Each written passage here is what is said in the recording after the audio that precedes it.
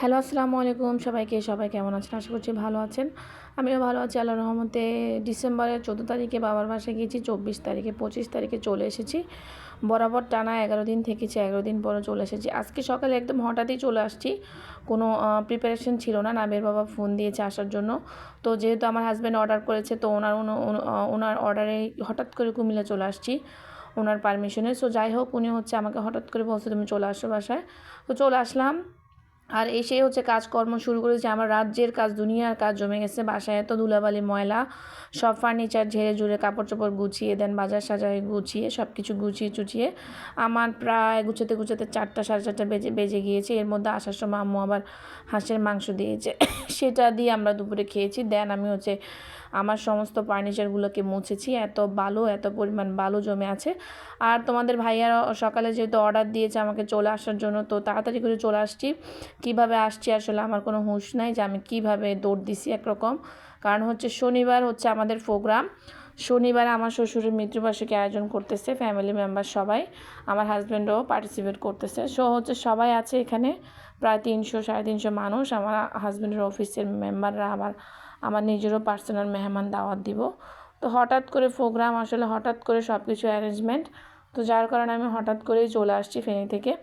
আমি গতকালকেও জানতাম না যে আমি আজকে কুমিল্লা আসবো।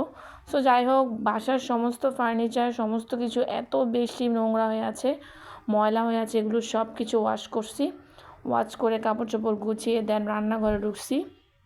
রান্নাঘরে বেগুন ভাজা, মাছ ইত্যাদি অনেক কিছু রান্নাবান্না করলাম। এরপর দুধ গরম দিলাম নামানোর জন্য। এগুলো তো আমার নিত্যদিনের কাজ। নিজের বাসায় নিজের সংসারের মতো শান্তি এবং সুখ পৃথিবীতে আর কোথাও নয়। এত সুখ, এত শান্তি নিজের ঘরে, নিজের সংসারে। সো আমার হাজব্যান্ড যেহেতু বলেছে, ওনার কথা আমাকে রাখতেই হচ্ছে। চলে আসলাম ফাইনালি। দেন নাবান ওর দাদু বাসায় চলে গেছে। ওখানে ওর ফুফাতো ভাই বোনেরা আছে, অনেকে আছে, ফ্যামিলি মেম্বার সবাই আছে। ওদের সাথে টাইম স্পেন্ড করছে, আনন্দ করছে, খেলাধুলো করছে। এর মধ্যে আমি রান্না বসিয়ে দিয়েছি। কোরাল মাছ ছিল ফ্রিজে, তোমাদের ভাইয়া এনে দিয়েছে। দেন কোরাল মাছগুলোকে আমি পেঁয়াজ পাতা দিয়ে রান্না করব, টমেটো দিয়ে, প্লাস ডাল বসিয়েছি। নাবিয়ার জন্য দুধ গরম দিয়েছি, ওরা আসলে খাবে। এরপর বেগুন ভাজা করেছি।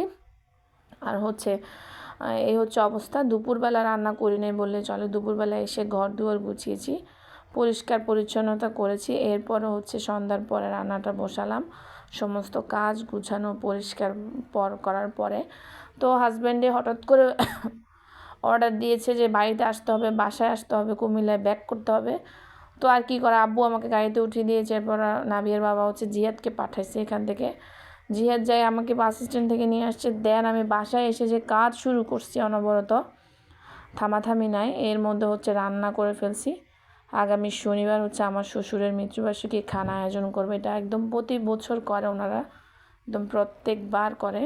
প্রতি বছর সেপ্টেম্বরে করা হয়, এবার অনেক লেট হয়ে গিয়েছে, কয়েকজন ফ্যামিলি মেম্বার মিসিং ছিল যার কারণে। তো এই অবস্থা। তোমাদের ভাইয়ার করা নির্দেশনা যে আমাকে আসতেই হবে, কুমিল্লা ব্যাক করতে হবে এনিহাও। আমার আম্মু আব্বুরও দাওয়াত ছিল, বাট আম্মু আব্বু আসতে পারবে না মেবি। সো যাই হোক, আমাদের বাদ বাকি আত্মীয় স্বজন আমার নিজেরও পার্সোনাল অনেকে থাকবে, আমার হাজব্যান্ডের অফিসের অনেকেই থাকবে ইনশাল্লাহ।